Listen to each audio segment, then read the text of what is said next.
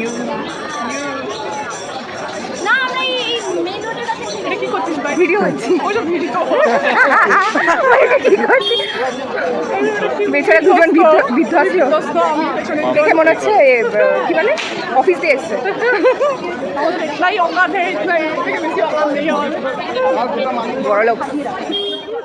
বোধনের দিনে চলে গেছিলাম আবারও সাউথ কলকাতা এবং সেদিনকে শুধু আমরা দুজন না আরও দুজন ছিল এবং বলতে পারো এটা আমাদের ঠাকুর দেখা কাম রিউনিয়নও বটে। ইয়েস, তো সেদিনকে পরপর ঠাকুরগুলো দেখে নিয়েছিলাম। প্রথমে হিন্দুস্তান ক্লাব, তারপরে হিন্দুস্তান পার্ক, নাকি উল্টো বললাম, না না ঠিকই বলেছি, এটা হিন্দুস্তান পার্কেরই ঠাকুর।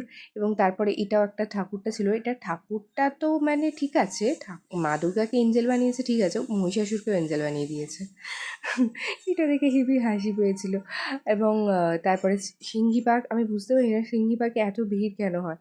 আর তারপরে একডালিয়া, যেখানেও বেশ ভালো ভিড় ছিল, মানে ওখানে দড়ি ফেলার তো ব্যবস্থা থাকে না, কিন্তু ভিড় বিশাল ছিল। আর এখানকার ঠাকুরটা তো মানে না দেখলে আর কি ঠিক ঠাকুর দেখা কমপ্লিট হয় না। যেমন উত্তরের বাগবাজার, তেমনই দক্ষিণের একডালিয়া, এই দুটো ঠাকুর না দেখলে ঠাকুর দেখা কমপ্লিট হয় না।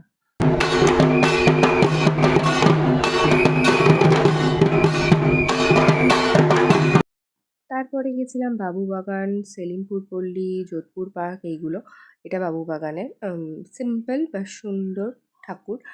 তারপরে এটা মনে হয় সেলিমপুর পল্লী, আমার না নাম মানে মনে নেই। এবং তারপরে যোধপুর পার্ক, যেখানে আর কি মানে প্যান্ডেলেও ঢুকতে দিচ্ছিল না, কেমন যেন অদ্ভুত। বলো আজকে ঠাকুর দেখার এক্সপিরিয়েন্স কেমন? ভালো ভালো, হ্যাঁ মানে অতটা ভিড়ে যেতে হয়নি, তাও পাচ্ছি না, হাঁটতে প্রচুর হেঁটে ফেলেছি। অনেক ঠাকুর দেখে নিয়েছি দক্ষিণ কলকাতা, প্রায় খাতাম, দু একটা বড় পুজো বাকি। ওই দুটো আর একটা আর হবে না, আর পাচ্ছি না। এই হলো সেই যোধপুর পার্ক, যেখানে বাইরে দিয়ে ঠাকুর দেখিয়ে আর কি বলেছে যাও যাও, আধা হাঁটা হবে না।